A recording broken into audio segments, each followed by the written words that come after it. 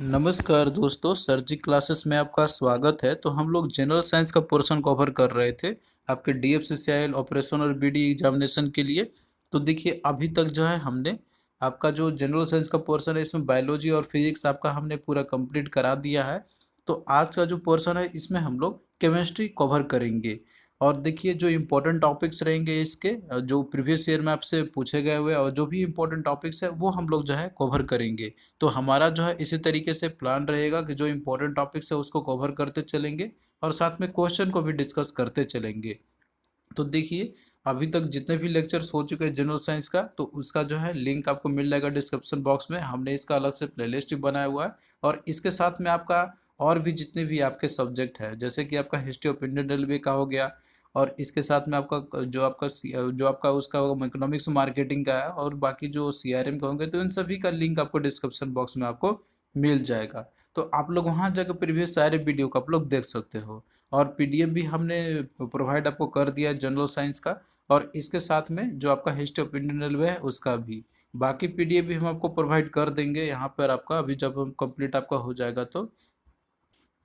और अगर आप लोग पूरा कॉम्प्रिहेंसिव वे में तैयारी करना चाहते हो DFC cell operation BD examination के लिए, तो आप लोग जो है मेरा कोर्स को ज्वाइन कर सकते हो, जिसमें कि हमने जो है इसमें आपका सारे सब्जेक्ट जितने भी आपके टॉपिक्स हैं नॉन टेक्निकल पार्ट के, मैथ और रीजनिंग को छोड़ के, तो उसके लिए हमने लॉन्च किया हुआ है, जिसमें कि आपका जनरल नॉलेज कवर किया जाएगा, general science, history of railway, economics marketing और कस्टमर रिलेशन का। तो ये जो है आपको केवल ओनली 199 रुपीज़ में ये अवेलेबल है। तो इसके लिए जो है आप लोग हमारा ऐप डाउनलोड कर लो, सर जी क्लासेस के नाम से है। तो इसका लिंक हम आपको डिस्क्रिप्शन बॉक्स में प्रोवाइड कर देंगे। और देखिए जब आप लोग ऐप को डाउनलोड करोगे, रजिस्ट्रेशन जब कर लोगे, तो इसके बाद जो है आपको यहाँ पे स्टोर सेक्शन में जाना है। और स्टोर सेक्शन में जाने के बाद आपको जो यहाँ पे डीएफसीसीआईएल का जो कोर्स हमने लॉन्च किया था इसमें दिख जाएगा, आप लोग इसको बाई कर लेना। इसके बाद फिर आप लोग कंटेंट में जाना, तो यहाँ पे आपको जो है सारा फोल्डर आपको मिल जाएंगे जितने भी टॉपिक्स हमने पढ़ाए हुए हैं। तो जो लोग भी पूरे कम्प्रिहेंसिव वे में और बिना कोई ऐड के अगर तैयारी करना चाहते हैं, तो आप लोग इसको ज्वाइन कर सकते हो, लिंक डिस्क्रिप्शन बॉक्स में इसका दिया हुआ है। तो पिछले क्लास में देखिए हमने जो है एटम्स और मॉलिक्यूल्स के बारे में देखा था, और साथ में एटॉमिक जो स्ट्रक्चर होता है उसके बारे में हमने देखा था। तो आज का जो क्लास है इसमें हम लोग कवर करेंगे केमिकल रिएक्शन और इक्वेशन के बारे में। तो डिफरेंट जो केमिकल रिएक्शन जो होते हैं और उनका इक्वेशन किस तरीके से लिखा जाता है, तो ये चीज़ हम लोग इसमें कवर करेंगे। तो सबसे पहले हम यहाँ पे केमिकल रिएक्शन का डेफिनेशन हम लोग समझेंगे। इसके बाद जो डिफरेंट जो केमिकल रिएक्शन होता है उनका इक्वेशन जो होता है आपका, तो उसके बारे में हम लोग समझेंगे। अब देखिए कोई भी सब्सटेंस जो होता है ना, दो से अधिक सब्सटेंस आप देखते होंगे कि वही जो है आपस में आके रिएक्शन करते हैं, तो उससे जो है एक न्यू सब्सटेंस की फॉर्मेशन होती है। तो इस प्रोसेस में जो न्यू सब्सटेंस का फॉर्मेशन हो रहा है आपका यहाँ पे, तो उनको प्रोडक्ट बोला जाता है। और ये जो ओवरऑल जो प्रोसेस आपका हो रहा है इसको बोलते हैं हम लोग केमिकल रिएक्शन। तो सिंपल से इसका डेफिनेशन हो गया कि व्हेन टू और more substance react and form some new substance it is called a chemical reaction. जैसे एग्जाम्पल की बात करते हैं, आपका रस्टिंग ऑफ आयरन का ही हो गया, यानी कि आयरन जो रस्ट कर जाता है, जंग लग जाता है, तो ये आपका क्या है, ये एग्जाम्पल है आपका केमिकल रिएक्शन का। अब भले देखते होंगे कि जैसे आयरन है वो आपका जंग लग जाता है, लेकिन उसमें केमिकल रिएक्शन होती है। इसके साथ में आपका कोल का जब बर्निंग करते हैं हम लोग, तो ये भी आपका केमिकल रिएक्शन है। कैंडल का भी जब बर्निंग होता है तो ये भी आपका एक केमिकल रिएक्शन का एग्जाम्पल है। इसके साथ में पेपर को भी आप बर्निंग करते हैं तो वो भी आपका एग्जाम्पल है केमिकल रिएक्शन का ही। तो इसके साथ में आप और भी आप देख सकते हो, जैसे ये तो आपका कॉमन एग्जाम्पल हो गया, लेकिन जो लेबोरेटरी में जो परफॉर्म किया जाता है उसमें आपका मेनली जैसे बहुत सारे एग्जाम्पल आपके हैं, जैसे कि आपका जिंक ग्रेन्यूल्स का अगर रिएक्शन कराते हैं हम लोग डाइल्यूट सल्फ्यूरिक एसिड के साथ में, तो ये एग्जाम्पल आपका हो गया केमिकल रिएक्शन का। तो केमिकल रिएक्शन के अंदर में देखिए यहाँ पे एग्जांपल आपका जैसे कि दिया हुआ है, एक यहाँ पे जिंक ग्रेन्यूल्स, जो जैसे कि मान लीजिए यहाँ पे जिंक ग्रेन्यूल्स ये आपका रिएक्शन कर रहा है H2SO4 डाइल्यूट सल्फ्यूरिक एसिड के साथ में। तो यहाँ पे जो आपका केमिकल रिएक्शन के बाद जो बन रहा है तो वो है आपका ZnO4 और H2 आपका बाहर हो जा रहा है, यानी कि जो प्रोडक्ट आपका बन रहा है इसमें जिंक सल्फेट और साथ में हाइड्रोजन गैस जो आपका ये लिबरेट हो जा रहा है। तो ये आपका क्या है, केमिकल रिएक्शन का ही एग्जाम्पल है। तो इसमें देखिए जो इधर आपके रहते हैं, यानी कि जो केमिकल रिएक्शन में पार्टिसिपेट करते हैं इनको रिएक्टेंट्स बोला जाता है, और जो केमिकल रिएक्शन के बाद जो बनते हैं उनको प्रोडक्ट्स बोला जाता है आपका।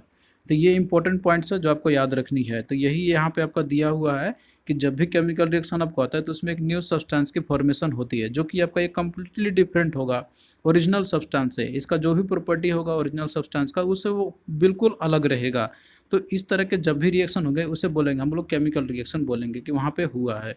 तो रिएक्टेंट्स हम लोग किसको बोलते हैं, हम लोग जो सब्सटेंस केमिकल रिएक्शन में पार्टिसिपेट करते हैं उनको रिएक्टेंट्स बोलते हैं। तो यहाँ पे H2SO4 और Zn जो है आपका, जो कि केमिकल रिएक्शन में पार्टिसिपेट किया हुआ इन्होंने, इनको बोलेंगे हम लोग रिएक्टेंट। और प्रोडक्ट किसको बोलेंगे हम लोग, कि प्रोडक्ट हम लोग ऐसे सब्सटेंस को बोलते हैं जो न्यू सब्सटेंस फॉर्मेशन होता है आपके केमिकल रिएक्शन के बाद। तो इसमें आपका ZnSO4 है और H2 है, तो ये जो है आपका क्या हो जाएगा, प्रोडक्ट कहलाएंगे। अब यहाँ पे देखिए जो आपका केमिकल रिएक्शन जब भी होता है तो केमिकल रिएक्शन को सबसे पहले हमें बैलेंस करनी होती है। तो केमिकल रिएक्शन को देखिए, इनको जो है हम लोग दो टाइप में डिवाइड करते हैं, एक आपका बैलेंस केमिकल इक्वेशन होता है और एक आपका अनबैलेंस केमिकल इक्वेशन होती है। यानी कि इसके अंदर में जितने भी आपके जो क्या इसमें जो मान लीजिए कोई रिएक्टेंट्स होते हैं या फिर जो प्रोडक्ट जो होते हैं तो उनका इक्वल क्वांटिटी में होना चाहिए। अगर इक्वल क्वांटिटी में है तो उनको बोलेंगे हम लोग बैलेंस केमिकल इक्वेशन, और अगर अनइक्वल में है तो उनको बोलेंगे हम लोग अनबैलेंस केमिकल इक्वेशन। अब जैसे एग्जांपल की बात करते हैं तो यहाँ पे आप देख सकते हो, यहाँ पे आपका Zn है, तो यहाँ पे भी देखिए इधर भी आपका जैसे Zn यहाँ पे एक था, तो इस साइड प्रोडक्ट में देखिए यहाँ भी Zn जो है जिंक है, ये भी एक है। और इसके बाद देखिए H2SO4 है, तो H2 यानी कि हाइड्रोजन का इसमें दो इसमें एटम प्रेजेंट है इसके। तो इधर भी देखिए हाइड्रोजन के दो एटम है और इसके साथ में SO4 आपका, इसके सल्फर का एक है और ऑक्सीजन का चार है। तो इधर भी देखिए सल्फर का एक, ऑक्सीजन का चार है। तो इस तरीके से यहाँ पे इक्वल मतलब कि जो रिएक्टेंट और प्रोडक्ट के साइड दोनों तरफ मतलब कि जितने नंबर ऑफ एटम जो होने चाहिए वो इक्वली है। तो इस तरीके से आपका बैलेंस्ड केमिकल इक्वेशन है। और वहीं पे आप इसको देखिए Fe है, यहाँ पे केवल क्या आयरन का एक ही यहाँ पे एटम प्रेजेंट है, लेकिन इसके अंदर में यहाँ पे क्या है Fe3 यानी कि तीन एटम है इसमें आयरन, जो कि आपका आयरन का है। तो इस तरीके से इसके अंदर में आपका क्या हो रहा है कि डिफरेंट वेरिएशंस हो रही है। तो इसीलिए ये जो है आपका क्या हो रहा है यहाँ पर, आपका ये अनबैलेंस केमिकल इक्वेशन आपका हो गया। उसी तरीके से आप यहाँ पे हाइड्रोजन का भी देख सकते, वाटर का भी अब इसमें जैसे दिया हुआ है तो H2 है, तो इसमें दो हाइड्रोजन आइटम है, एक ऑक्सीजन आइटम है। तो इस तरीके से आप यहाँ देखते हैं तो इधर में आपका ऑक्सीजन का चार हो गया और हाइड्रोजन का दो है। तो इसमें हाइड्रोजन का तो है, यानी कि इसके अंदर में दो तो है, लेकिन ऑक्सीजन का इधर एक ही है और यहाँ पे चार है। तो इस तरीके से आपका क्या, ये अनबैलेंस केमिकल इक्वेशन है, तो इनको बैलेंसिंग करनी होती है।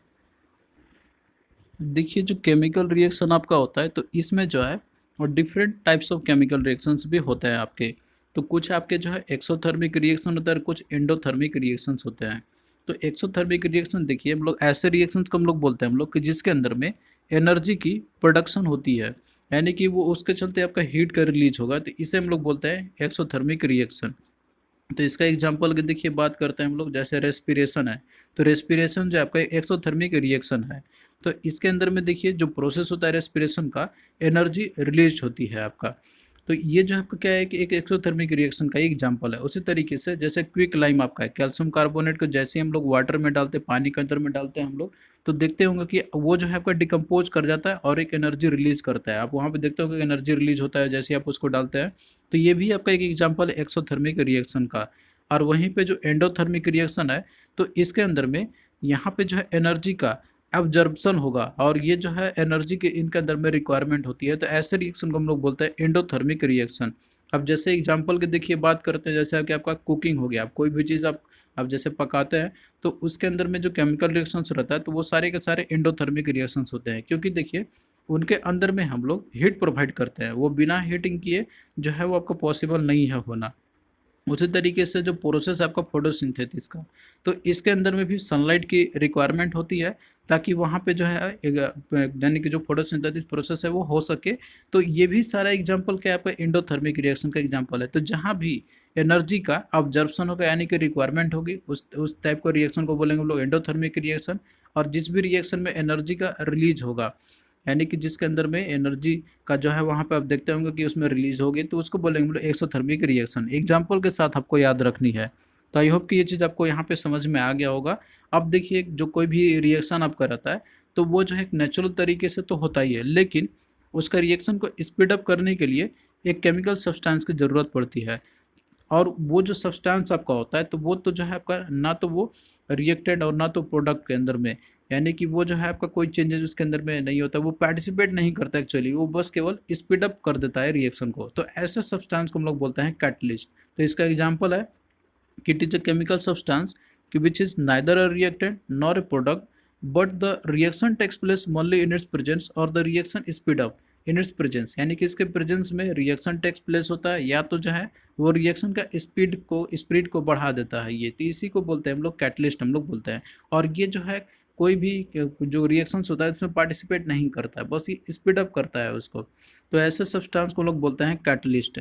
जैसे एग्जांपल की आप बात कर सकते हैं, कार्बन डाइऑक्साइड आपका वाटर, जब इन दोनों का रिएक्शन होता है आपका सनलाइट के प्रेजेंस में, तो ये आपका बनता है ग्लूकोज और ऑक्सीजन। तो ये अब एग्जांपल आप लोग सब देख सकते हो, यहाँ पर आपका क्या केमिकल रिएक्शन आपका हो रहा है, तो इन सभी में किसी न किसी सब्सटेंस की जरूरत तो पड़ती ही है, जो कि केमिकल रिएक्शन को स्पीड अप करते हैं। अब आइए यहाँ पे हम लोग ऑक्सीडेशन और रिडक्शन रिएक्शन के बारे में हम लोग देखते हैं। तो यहाँ पे देखिए जो ऑक्सीडेशन और रिडक्शन रिएक्शन जो आपका होता है, तो ये भी आपका काफ़ी इंपॉर्टेंट है डेफिनेशन, और इसका जो डिफरेंट डेफिनेशंस होते हैं उसको आपको समझना होगा। तो देखिए जो ऑक्सीडेशन जो प्रोसेस है आपका, तो इसके अंदर में इलेक्ट्रॉन का देखिए लॉस होता है आपका, और एडिशन होता है ऑक्सीजन का। तो दो डेफिनेशन आपका ये हो गया। तीसरा आपका होता है कि इसके अंदर में हाइड्रोजन की रिमूवल होती है। तो ये तीन डेफिनेशन आप लोग याद रखना। तो रिडक्शन का आपका जस्ट उल्टा कर देना है यहाँ पे, जैसे ऑक्सीडेशन के अंदर में इलेक्ट्रॉन का इसके अंदर में लॉस होती है, तो यहाँ पे क्या होगा, रिडक्शन में गेन ऑफ इलेक्ट्रॉन होगा, यानी कि इलेक्ट्रॉन वो गेन करेंगे। तो ऐसे सब्सटेंस जो रिएक्शन करेंगे उसको बोलेंगे वो रिडक्शन रिएक्शन। और वहीं पे जिसमें भी ऑक्सीजन का एडिशन होगा तो उसको बोलेंगे हम लोग एसिडेशन, और जिसमें ऑक्सीजन का रिमूवल होगा उसे बोलेंगे हम लोग रिडक्शन रिएक्शन बोलेंगे हम लोग। और तीसरा इसका डेफिनेशन आपका है कि एडिशन ऑफ इलेक्ट्रोनेगेटिव एलिमेंट, यानी कि इलेक्ट्रोनेगेटिव एलिमेंट का इसके अंदर में आपका क्या होगा, एडिशन होगा। और रिडक्शन जो है आपका इसके अंदर में इलेक्ट्रोनेगेटिव एलिमेंट का इसके अंदर में रिमूवल होगा। और चौथा इसका है कि जो हाइड्रोजन आइटम आपका है, तो हाइड्रोजन का इसमें देखिए क्या होगा, रिमूवल होगा ऑक्सीडेशन के अंदर में। और जो रिडक्शन है इसमें आपका हाइड्रोजन का एडिशन होगा।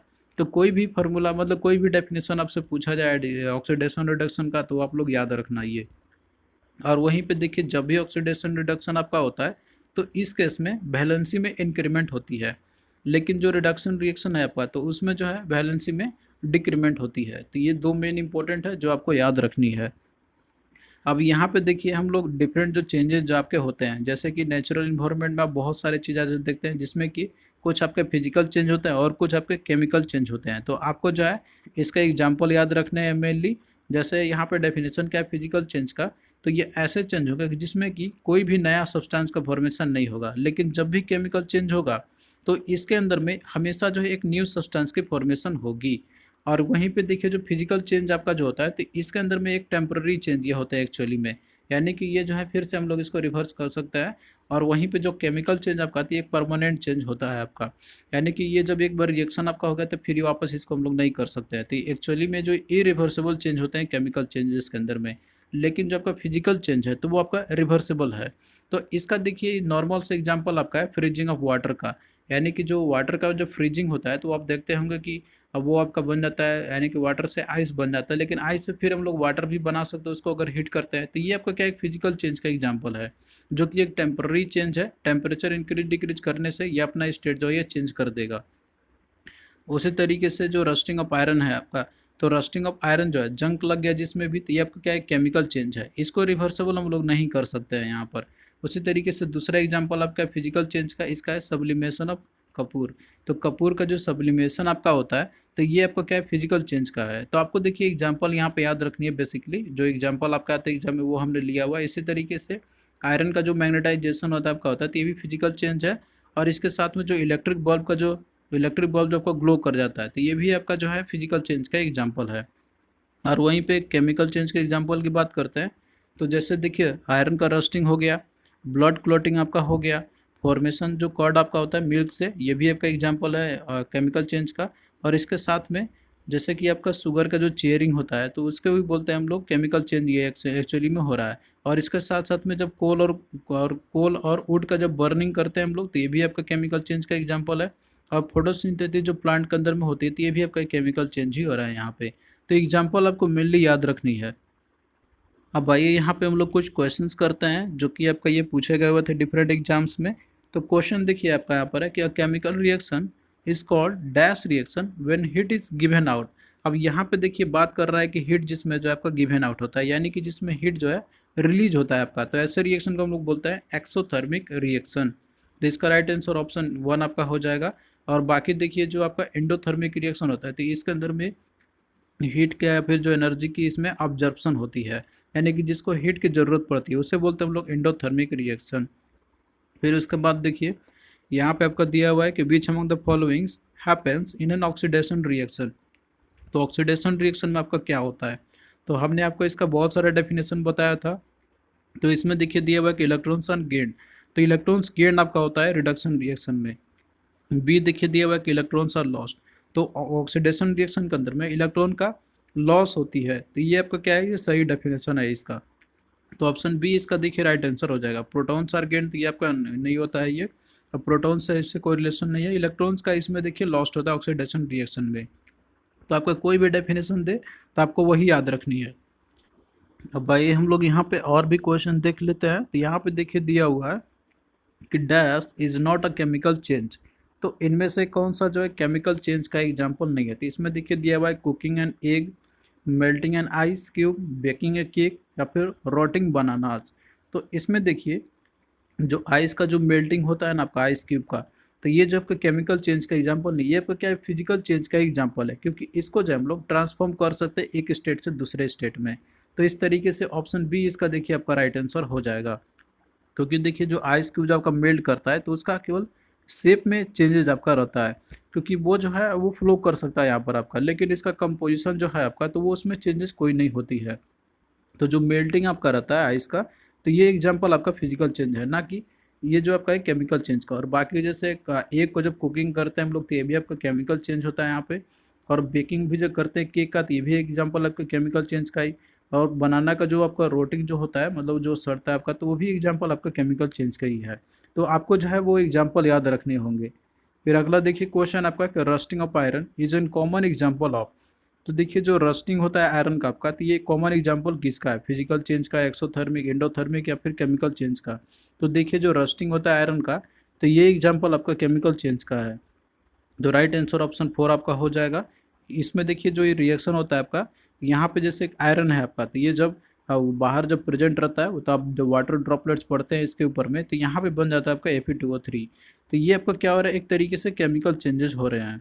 तो ये एग्जाम्पल आपका कौन सा रस्टिंग ऑफ आयरन का, तो केमिकल चेंज का आपका हो जाएगा। अब आइए हम लोग यहाँ पे जो है सबसे इम्पोर्टेंट देखते हैं, जो रिएक्टिविटी सीरीज होता है मेटल्स का, तो ये इम्पोर्टेंट है आपका। अब ये जो है इसमें पूछा जाता है क्वेश्चन आपका, जैसे रिएक्टिविटी सीरीज है मेटल्स के, तो इनका रिएक्टिविटी सीरीज में सबसे हाईएस्ट रिएक्टिव कौन होता है, सबसे लोएस्ट कौन सा होगा, तो इस तरीके से आपको याद रखने होंगे। तो यहाँ पे देखिए जो हाईएस्ट जो मेटल रिएक्टर होता है, मतलब जो हाईएस्ट रिएक्टिविटी सीरीज में वो जो सबसे हाईएस्ट में रहेंगे, ऊपर में रहेंगे, तो वो जो है डिस्प्लेस कर सकता है अनदर जो मेटल रहेंगे उसको केमिकल रिएक्शन के अंदर में। तो एक्टिविटी सीरीज जैसे कि आपके कॉमन एलिमेंट्स के यहाँ पर आपके दिए हुए हैं जो लिस्ट किए गए आपके डिसेंडिंग ऑर्डर ऑफ रिएक्टिविटी में। तो यहाँ पे आप देख सकते हो कि जैसे रिएक्टिविटी है आपका, तो अगर आप ऊपर से नीचे आते हो तो ये रिएक्टिविटी सीरीज आपका क्या होगा, डिक्रीमेंट होगा। यानी कि इसमें सबसे ज़्यादा जो रिएक्टिव है आपका मेटल में, तो वो है आपका पोटासियम, उसके बाद आपका आता है सोडियम, फिर आपका कैल्शियम, मैग्नीशियम हो गया, एल्यूमिनियम हो गया, जिंक हो गया, आपका आयरन हो गया, इसके बाद लीड आपका हो गया, हाइड्रोजन हो गया, कॉपर, मरकरी, सिल्वर, और उसके बाद आपका गोल्ड हो गया। तो इसमें देखिए सबसे कम रिएक्टिव आपका होता है, लिस्ट रिएक्टिव है तो वो आपका गोल्ड है, और सबसे हाईली रिएक्टिव जो होता है तो वो आपका पोटासियम है। तो आप लोग इस ऑर्डर में अरेंज कर सकते हो इसको देख के। अगर आपसे 4 ऑप्शन उसमें दे दिया जाए, वहाँ पर आपका दे दिया जाए जैसे आपका पोटासियम है, आपका सोडियम है, कैल्शियम है और मैग्नीशियम है, तो सबसे हाईएस्ट हाईली रिएक्टिव कौन सा आपका होगा, तो पोटासियम। और लिस्ट रिएक्टिव कौन होगा, तो ऑप्शन पे डिपेंड करेगा, ऑप्शन में आपका कौन कौन सा दिया हुआ है। तो आपको ये सीरीज याद होना चाहिए, इसके बेसिस पे आप लोग इजीली बता सकते हो। तो यहाँ पे देखिए कि एग्जाम्पल के तौर पे आप देख सकते हो, यहाँ पे जैसे दिया हुआ है Fe+CuSO4, और यहाँ पे रिएक्शन बन रहा है FeSO4 और Cu। तो यहाँ देखिए आयरन है और इसके बाद आपका कॉपर है इसके अंदर में। तो इन दोनों में देखिए आयरन और कॉपर दो मेटल हैं आपके रिएक्टिविटी सीरीज में। देखिए आयरन आपका यहाँ पर है और कॉपर आपका इसके नीचे में है। तो इस तरीके से आयरन ज़्यादा रिएक्टिव है, तो आयरन जो है कॉपर को यहाँ पे रिप्लेस कर देगा। तो यहाँ देखिए जैसे आयरन आपका था, तो ये जो है यहाँ पे क्या हुआ, इसने जो है कॉपर को रिप्लेस कर दिया, और जाके ये यहाँ पे जैसे कॉपर सल्फेट था तो यहाँ पे फेरस सल्फेट आपका बन गया। तो इस तरीके से यहाँ पे जो है आयरन ने इसको रिप्लेस करके कॉपर को अलग कर दिया। तो जो भी रिएक्टिविटी सीरीज में आपके ऊपर में होते हैं, तो वो जो है जो लोअर रिएक्टिविटी में होगा उसको रिप्लेस कर देगा। तो इस तरीके से आपका होता है, यहाँ पे डिस्प्लेस कर देगा एक्चुअली में। तो यहाँ पे वही सेम सिनेरियो है, आयरन जो है इसने कॉपर को डिस्प्लेस कर दिया कॉपर सल्फेट सॉल्यूशन से। सिमिलरली अब यहाँ पे दूसरा एग्जांपल भी आप देख सकते हो, जैसे एल्युमिनियम का, और जिंक का, तो अल्युमिनियम ने है जिंक को डिस्प्लेस कर दिया, कॉपर का कॉपर, जो आपका कॉपर कॉपर सल्फेट सॉल्यूशन से आप यहाँ पे देख सकते हो, जैसे कि यहाँ पे अल्युमिनियम है आपका और कॉपर सल्फेट का सॉल्यूशन है, तो यहाँ पे देखिए अल्युमिनियम ने कॉपर को रिप्लेस कर दिया, क्योंकि देखिए जो अल्युमिनियम है इस रिएक्टिविटी सीरीज में आपका ये ऊपर में होगा एज कंपेरिजन टू कॉपर। उसी तरीके से यहाँ पे देखिए जिंक और कॉपर का, तो इसमें देखिए जिंक ने कॉपर को रिप्लेस कर दिया, क्योंकि देखिए जिंक आपका यहाँ पर और कॉपर आपका इसके रिएक्टिविटी सीरीज में नीचे है। तो जो भी एलिमेंट रिएक्टिविटी सीरीज में ऊपर होगा तो वो अपने लोअर जो रिएक्टिविटी सीरीज का जो मेटल होंगे तो उसको वो रिप्लेस कर देगा। तो इस तरीके से आपको याद रखना है, तो ये सीरीज आपको पूरे तरीके से याद होनी चाहिए। तो ये एग्जाम्पल आपको याद रखने होंगे, मतलब यहाँ पे ये चीज़ जो है दिया हुआ है वो आपको याद रखना होगा। मोस्ट रिएक्टिव कौन सा है? पोटेशियम, फिर sodium, calcium, magnesium, aluminium, zinc, iron, lead, hydrogen, copper, mercury, silver और गोल्ड आपका हो गया। तो इस ऑर्डर में आप लोगों को याद रखने होंगे। अब आइए यहाँ पे हम लोग क्वेश्चंस देखते हैं जो कि आपके प्रीवियस डीएफसी सेल एग्जामिनेशन में पूछे गए थे। क्वेश्चन देखिए आपका इस तरीके से पूछा गया था कि when an iron nail is dipped in blue copper sulphate solution the solution turns green because, यानी कि जब आयरन नेल को जब हम लोग उसको डिप करते हैं कॉपर सल्फेट सॉल्यूशन में तो सॉल्यूशन जो है वो ग्रीन टर्न हो जाता है। तो ये किस लिए होता है यहाँ पे? क्योंकि देखिए इसके अंदर में क्या होता है ना यहाँ पर कि जो कॉपर सल्फेट सॉल्यूशन है और आयरन नेल को जब डिप करते हैं हम लोग तो उस केस में क्या होता है कि जो आयरन है वो कॉपर को डिस्प्लेस कर देता है। क्योंकि देखिए अगर आप रिएक्टिविटी सीरीज को देखते हैं तो आयरन जो है आपका और कॉपर आपका क्या है, रिएक्टिविटी सीरीज में ये नीचे में है, तो आयरन जो है ये कॉपर को रिप्लेस कर देता है, तो इसीलिए इसका कलर जो है वो ग्रीन चेंज हो जाता है यहाँ पर। तो इस तरीके से इसका देखिए राइट आंसर क्या का होगा, that is option 1, iron replaces the copper. अब यहाँ पे कॉपर तो डिस्प्लेस तो कर नहीं पाएगा आयरन को, क्योंकि रिएक्टिविटी सीरीज में नीचे होता है आयरन के कंपैरिजन में। फिर अगला क्वेश्चन देखिए यहाँ पे आपका दिया हुआ है इसमें कि which of the following metal is most reactive, तो इनमें से कौन सा मोस्ट रिएक्टिव है? तो देखिए ऑप्शन पे डिपेंड करेगा कि ऑप्शन में को कौन कौन सा दिया हुआ है। तो अगर आपने ये याद रखा होगा तो कोई भी ऑप्शन में देता है तो आप लोग उसको एक सीरीज में याद रखोगे तो आपको इजिली पता चल जाएगा। तो इसमें देखिए दिया हुआ है पोटासियम, कैल्शियम, सोडियम और जिंक। तो इस केस में यहाँ पे पोटासियम दिया हुआ, पोटासियम तो आपका होता ही है, तो इस तरीके से क्या होगा आपका ऑप्शन 1 अब यहाँ पे आपका हो जाएगा, यानी कि पोटेशियम सबसे मोस्ट रिएक्टिव मेटल है। अब यहाँ पे देखिए सिनेरियो देखिए, अगर पोटासियम की जगह पर यहाँ पे मान लीजिए अगर गोल्ड देता, यानी कि गोल्ड अगर आपका दिया रहता और पूछता कि मोस्ट रिएक्टिव कौन सा है, तो इस केस में अब यहाँ पे देखिए आपका क्या हो जाता, सोडियम आपका आंसर हो जाता। तो ये ऑप्शन पे डिपेंड करेगा ऑप्शन में कौन कौन सा मेटल का एग्जाम्पल में दिया हुआ है। तो आपको जो इस सीरीज में इसको याद रखने होंगे, तो क्वेश्चन आपका किसी भी तरीके से पूछा जाएगा तो आप लोग उसको इजीली बना सकते हो।